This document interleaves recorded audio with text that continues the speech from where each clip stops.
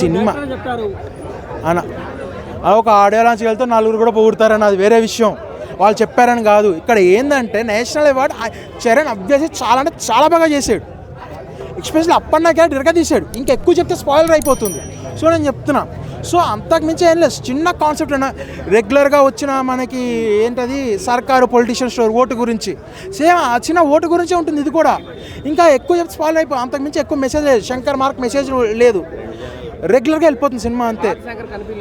లేదన్నా మాయమైపోయాడు, ఇంకా శంకర్ కనిపించడేమో అనిపిస్తుంది రాను రాను చూస్తే అంతే. ఇండియన్ 3 ఓటీటీ అన్న అదే బెటర్, ఇది కూడా ఓటీటీలో చూస్తున్నట్టు అనిపించింది అన్న. రామ్ చరణ్ ఆబ్వియస్లీ న్యాయం చేశాడన్న. రామ్ చరణ్ చేసిన న్యాయానికి సరైన న్యాయం దొరకకపోవచ్చు అంతే.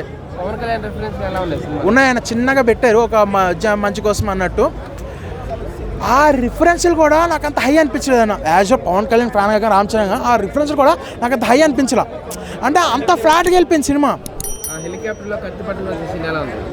నువ్వు ఒక్కొక్క షాట్ అడుగుతావు అన్న, లేకపోతే కూర్చు కూడా అన్న సినిమా గురించి మీరు తింటున్నారా, లేకపోతే ఓసారి హెలికాప్టర్ సీన్స్ చాలా బాగున్నాయి.